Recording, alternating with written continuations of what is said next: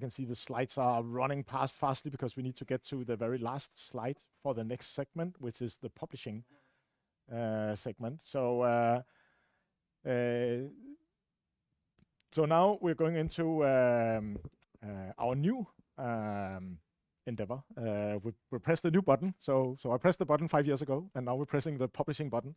And we've been talking about this for quite some time, and we thought that would be too much, or should we do that? And we started by investing in some companies.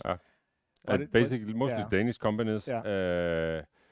Basically, I think you and I, Søren, have had this dream about giving something back to the Danish game industry and help grow it. Yeah. Basically. Yes.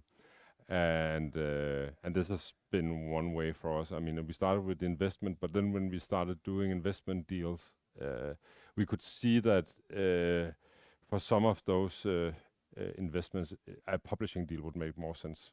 Yeah. Both for us and for the developers. And we were also asked, like, can't you publish our game? And it was a little bit annoying not to be able to say yes.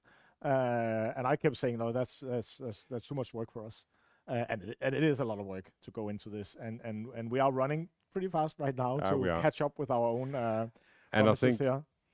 Yeah, and I think one of the things that have not surprised us, but I mean, when we are game developers, right, and we started doing Deep Rock Galactic, we wanted to do a cool game, right, and have fun making a game. Yeah. But it also turned out that we actually were pretty good at marketing the game on Steam and doing all those things. Yeah, and we are thinking about it. Yeah. Thinking about how are we actually promoting the game, presenting it, and all those things. We find that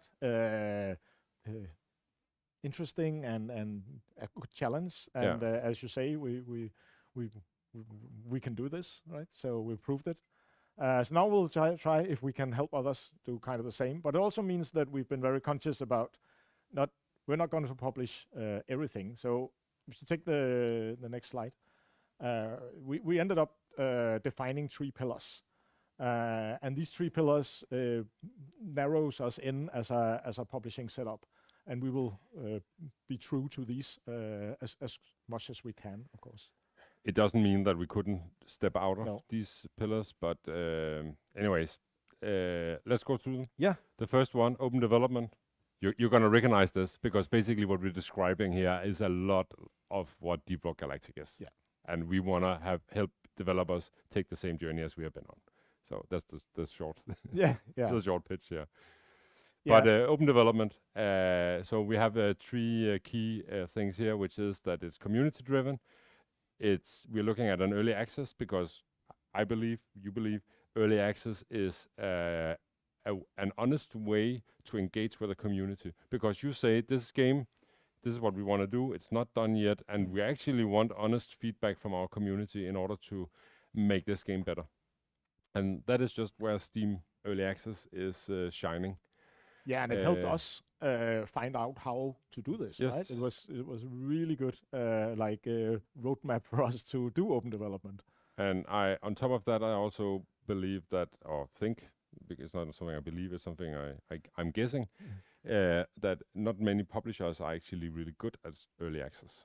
It's difficult because you, as a publisher, you want to normally step in between the developer and the consumers, the people who buy your game. But here you need to step away, and you need to make the connections between the developer and the community directly, and you need to just facilitate that. Yeah.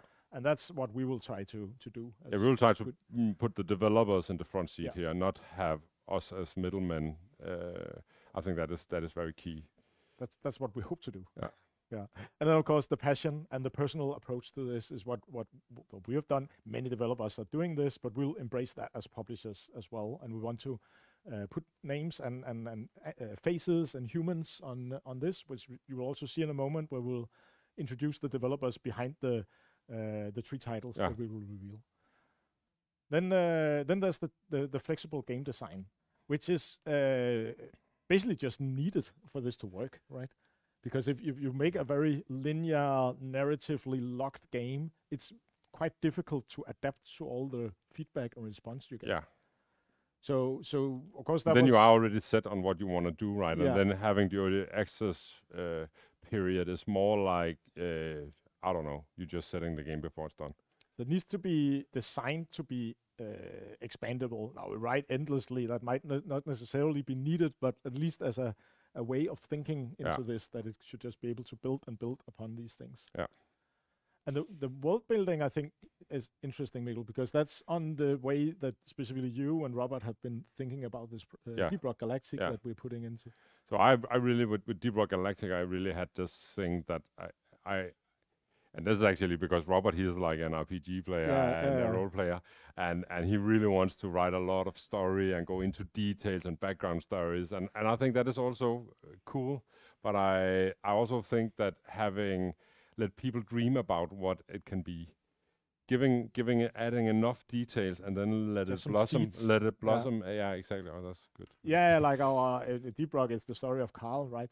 It's the whole myth of Carl. It's just some story seeds that you put in, and it's very funny because when we I'm just gonna go into that. But when we started out, when we have the Carl, right?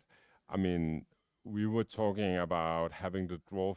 But the way we could expand the universe was by having the dwarf actually talk about stuff that was going on outside the game. Yeah. Right. And having them, for example, reference Carl is suddenly them having an awareness of something else that the player doesn't necessarily understand. And that is just expanding. Another example is that they talk about sandwich time or when I get back or whatever. Things. That is also expanding it, even though you can't get a sandwich in Deep Rock Galactic, right? So, and that is world building. Yeah, the last one, Deep Systems, is of course linked to the expandable, but also on the whole that things that are systems, game designs that you can engage with over and over without it becoming like the same, right? And that takes a lot of time to develop and a lot of fine tuning to figure out. The last pillar is on the business side, and this is, of course, also something that we stand for with Ghost Ship Games and with Deep Rock Galactic, is this consumer-friendly business model where you buy the game once and then you know it's yours forever and you'll get updates for free forever, and then you can give back by buying cosmetic DLCs. And we didn't know when we went into this if that would work, but it turned out to be really good for us, at least. And I think this is again something about finding a niche, right? Because when we were starting, I mean, free to play was super hot and was something everyone wanted to go into. But we were going a little bit against the waves there. But now it seems more like the waves are turning a bit again, I would say.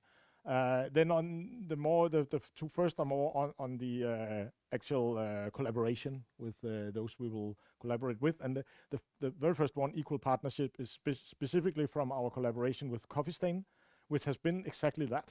Also the full transparency. They have always just have us on level. We've been equal partners. We've talked about things. They have told us and everything that was going on. And that just felt really, really nice as a developer, and we want to build that same relationship with the developers that we engage with. Yes, definitely.